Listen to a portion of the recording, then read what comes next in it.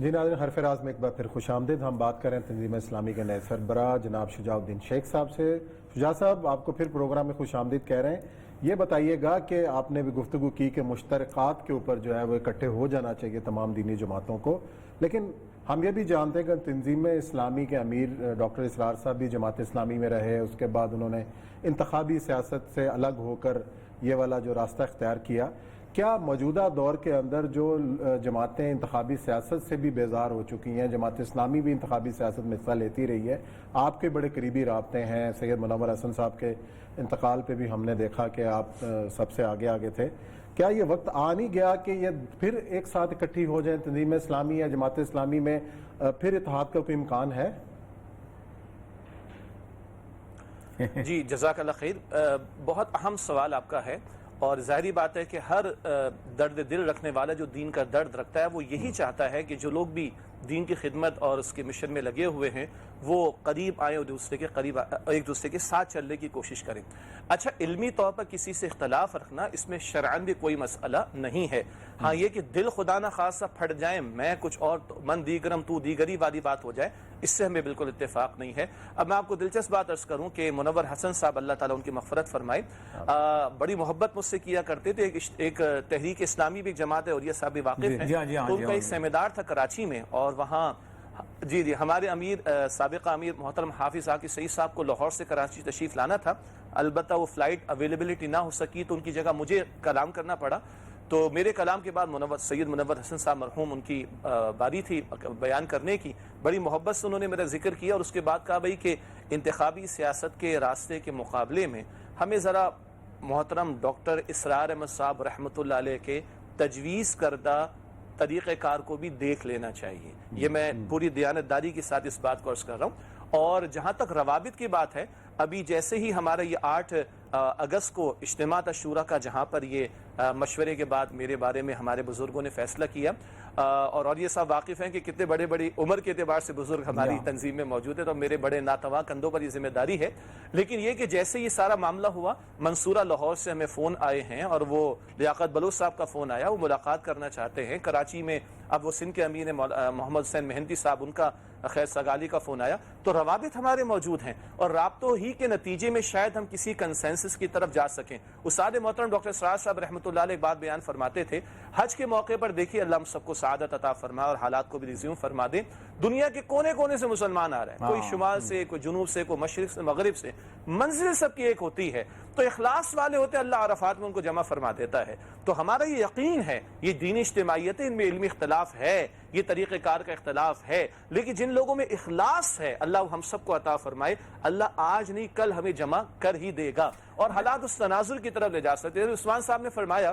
کہ وہ دینی جماعتیں جو انتخابی سیاست کو راستے کو اختیار کیے ہوئے ہیں اب وہ بھی بیزار دکھائی دیتی ہیں. اس کا مطلب ہے this is the making of something, کہ شاید ہم کسی اس پوائنٹ پر آ جائیں کہ بابا اس راستے کو چھوڑ کر ذرا کسی دوسرے راستے کی طرف بھی توجہ کرنے کی کوشش کرو. اور مجھے اللہ تعالیٰ کی ذات سے یقین ہے کہ وقت آئے گا ہم اسی بات کی انشاءاللہ دعوت دیتے رہیں گے. بلکہ میں آپ کو یہاں پر بتا دوں اپنا کہ آپ نے تو منور حسن صاحب کی بات کی، میں پوری دیانتداری سے یہ بھی ایک بات بتانا چاہتا ہوں. اب تو خیر ان کی رودادوں کے اندر بھی موجود ہے کہ جب 1970 میں بہت شدید قسم کی شکست ہوئی تھی جماعت اسلامی کو، آپ کو یاد ہوگا،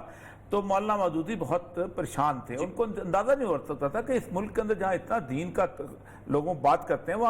ہم ہار کر سکتے ہیں. تو پھر ان کی ایک بہت لمبی تقریر تھی. اس تقریر میں ایک فکرہ میں آپ کے سامنے نظر کرتا ہوں. انہوں نے کہا تھا جو لوگ یہ سمجھتے ہیں کہ ہم انتخابات کے اندر جیتنے کی نقطہ نظر سے شامل ہوئے تھے تو وہ بھول جائیں اس بات کو. ہم صرف کو ایک رابطہ عوام مہم تک لیتے تھے تاکہ اس کے نظریے کچھ لوگ ہمارے قریب آئیں اور پھر ہم ان کی اصلاح کریں اور ان کے نظم میں شامل کر کے ان کا تزکیہ کریں. دعوت کا ذریعہ. اس سے زیادہ ہمارا کوئی مقصد انتخاب کا نہیں تھا.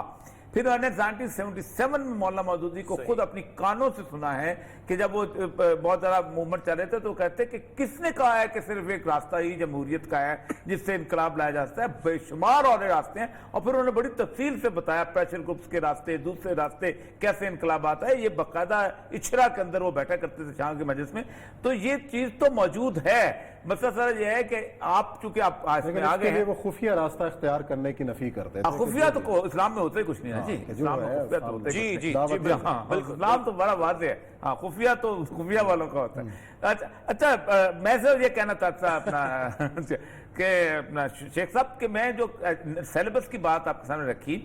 اچھا یہ اس میں ایک چیز اور چیز آپ کی نظر کر دوں کہ یہ اتنا سینسٹیو سا مسئلہ ہے کہ اگر ہم اس کو ذرا سا کسی اور طرف چھیڑنے کی کوشش کی تو وہ جو لوگ ہیں نا او لیول والے اے لیول والے وہ پہلے ہی اس بات پہ تلے ہوئے ہیں کہ کسی طریقے سے یہ کام کھٹائی میں پڑ جائے،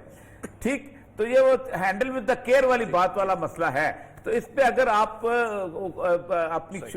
شورا کے اندر رکھیں کہ اس کو ہماری انپٹ کیسے پہنچنا چاہیے، اس کو ہمارا کام کر دیں، تو یہ بہت بڑا چیلنج ہے میرا خیال ہے آپ کے نزدیک وہ یقیناً ہونا چاہیے، اگر نہیں ہے تو تب بھی، لیکن میری سجیشن یہ ہوگی کہ ہو۔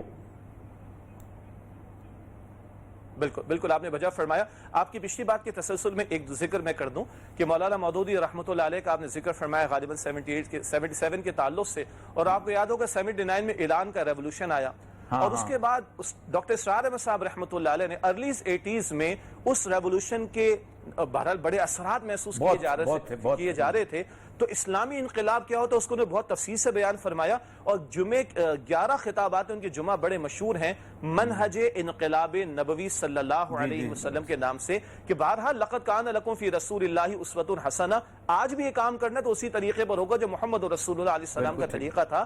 11 خطابات جمعہ میں انہوں نے بڑی وضاحت سے اس بات کو بیان فرمایا، اور یہی راستہ پرامن راستہ، تحریک کا راستہ، ایک اور لفظ جو آپ نے پریشر گروپ کا استعمال کیا وہ راستہ، اور میں بڑی بات دلچسپ عرض کروں کہ 77 کے بعد پھر ڈاکٹر اسرار صاحب کا کہنا، اور 2010 میں آپ کو، اور یہ صاحب یاد ہوگا کہ استاد محترم ڈاکٹر اسرار صاحب کا جب انتقال ہوا اپریل کے مہینے میں 14 اپریل کو، انہی دنوں میں مکتبہ دیوبند کے 250 علماء جامعہ اشرفیہ لاہور میں جمع تھے، جہاں علمی سیاسی قیادت بھی موجود تھی۔ ادھر ڈاکٹر اسرار صاحب کا انتقال ہوا، اور ادھر وہاں اعلامیہ جاری ہوا کہ پاکستان کے مسائل کی اہم ترین وجہ یہ ہے کہ ہم نے شریعت کو یہاں پر نافذ نہیں کیا، اور ہمیں نہ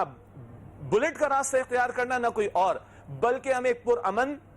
منظم تحریک شریعت کے نفاذ کے لیے چلانی چاہیے۔ مکتبہ دیوبند ایک بڑا مکتبہ فکر ہے، اور اس کی چوٹی کے علماء، سیاسی قیادت بھی، علمی قیادت بھی اسی نتیجے پر پہنچی جو ڈاکٹر اسرار احمد صاحب رحمۃ اللہ علیہ کا انالیسس تھا۔ تو میں تو ایک طالب علم کے حیثیت سے یہ کہہ رہا ہوں کہ درجہ بدرجہ اسی کنسنسس کی طرف ہم چلتے چلے جا رہے ہیں، تحریکی جماعتوں کا بھی نتیجہ یہیں تک پہنچا یا ان کے غور و فکر کا، اور علمی اور سیاسی قیادت مکتبہ دیوبند کی بھی یہاں پر پہنچی، تو اللہ کرے کہ ہم اس کنسنسس تک جا سکیں۔ اور جو آپ نے یکساں نصاب تعلیم کے حوالے سے فرمایا، بالکل بجا فرمایا، وہ جو کیمرے سسٹم والے ان کو تو کھل یہی رہا ہے نا کہ کچھ قرآن کا حصہ شامل، کچھ دین کا حصہ شامل کیا جا رہا ہے، تو ان کو برڈن محسوس ہو رہا ہے، اور وہ اس کو بنیاد بنا کر پورے ہی جو ہمارے نظریے کو مضبوط کرنے والے ذرائع ہو سکتے ہیں اسی پہ پانی پھیر دیں۔